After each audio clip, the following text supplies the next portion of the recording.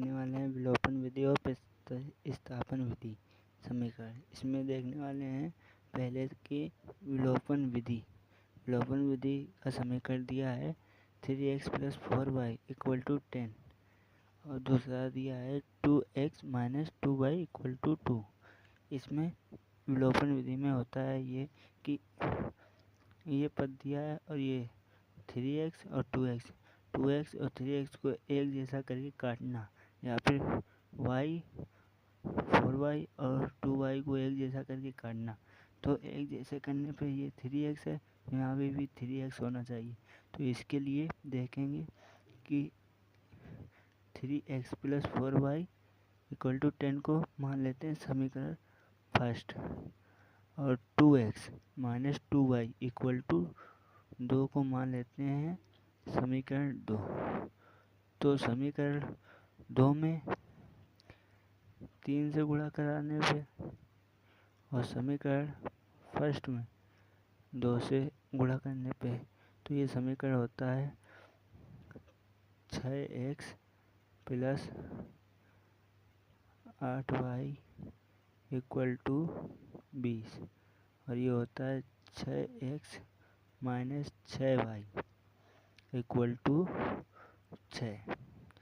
अब ये समीकरण बन जाता है 3 और ये समीकरण बन जाता है 4। अब समीकरण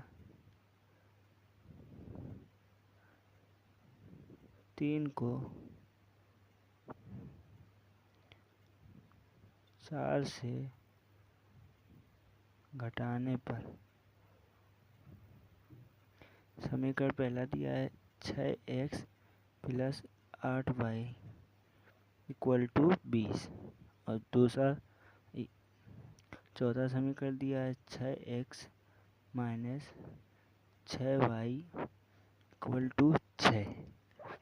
अब इसको हल करने पे यहाँ का माइनस यहाँ पे प्लस है तो माइनस, यहाँ माइनस है तो प्लस, यहाँ प्लस है तो माइनस, और इसको घटाएंगे ये प्लस माइनस कैंसिल हो जाएगा।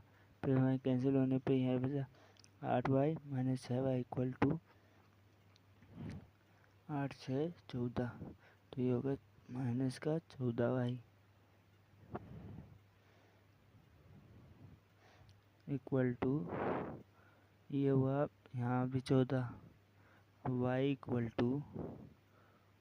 14/14 कैंसिल हो जाएगा तो y = बचा 1। यहाँ पे y का मान 1 आ गया। y का मान 1 को अब समीकरण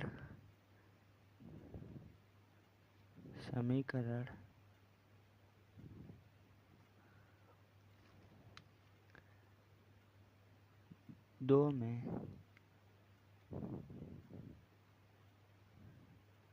y का मान रखने पर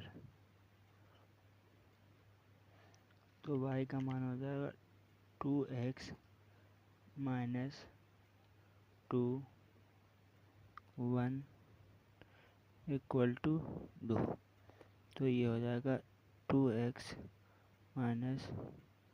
2 = 2।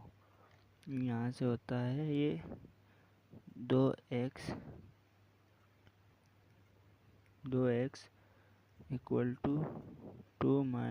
+ 2।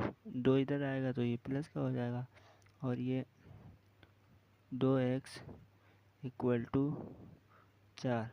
तो अब x = ये गुणा में है तो इधर भाग में आ जाएगा, = 4/2।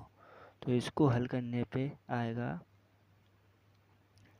x = 2, जैसे कि 2 से ये कट जाएगा तो यहाँ पे x = 2 और y = 1। सीखने वाले हैं हम लोग प्रतिस्थापन विधि। प्रतिस्थापन विधि में होता ये है कि यहाँ पे ये समीकरण दिया है 3x + 4y = 10 और दूसरा दिया है 2x - 2y = 2। इसमें जहाँ पे 3x है इसमें प्रतिस्थापन करना है x की जगह। तो जैसे कि हम सिखाते हैं आपको, देखिए इसको मान लेते हैं समीकरण फर्स्ट और इसको मान लेते हैं समीकरण सेकंड। इसमें समीकरण फर्स्ट को लिखते हैं, जैसे लिखते हैं समीकरण फर्स्ट से, तो 3x plus 4y equal to 10। इसमें हो जाएगा 3x plus 4y equal to 10, ये है। अब इसको y है तो इधर माइनस का हो जाएगा, ये लिखेंगे 3x equal to 10 minus 4y। y को इधर ले गए तो माइनस में हो जाएगा कि ये प्लस में है। तो अब x equal to 10 minus 4y upon ये 3 इंटू में इधर भाग में आ जाएगा। तो हम लोगों का x का मान आ गया। अब x का मान समीकरण 2 में रख देंगे, तो लिखते हैं समीकरण 2 में x का मान रखने पर,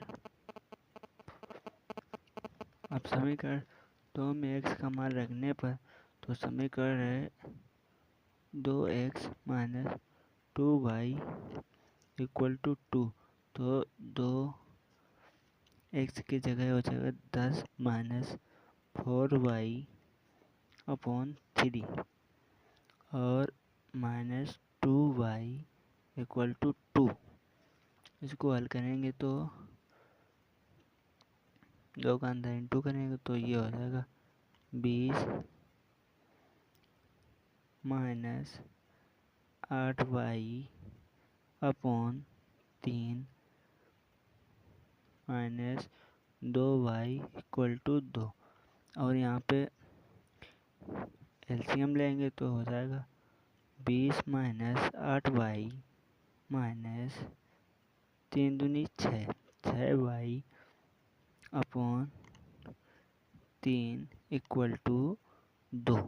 तो ये हो जाएगा 20 minus 8y minus 6y equal to, यहाँ भागित में है तो इधर गुणा में हो जाएगा। तो ये हो जाएगा 6, 3 दूनी 6। तो ये अब देखते हैं 20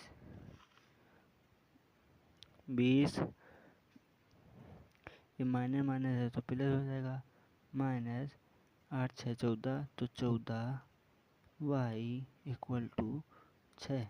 यहाँ पे 6 है, यहाँ 6 है और यहाँ 20, तो ये 20 को उधर ले जाएंगे तो माइनस का हो जाएगा, तो minus 14y equal to 6 minus 20। तो ये माइनस 14 इक्वल टू, तो ये इसको 20 में 6 मिल गया तो माइनस का 14, माइनस माइनस कैंसिल, तो y इक्वल टू 14/14। तो 14 से 14 कैंसिल हो जाएगा तो y इक्वल टू 1। अब y का मान समीकरण फर्स्ट में रख देंगे, y का मान समीकरण फर्स्ट में रख देंगे। जैसे कि आप देख रहे हैं समीकरण फर्स्ट में y का मान रखने पर,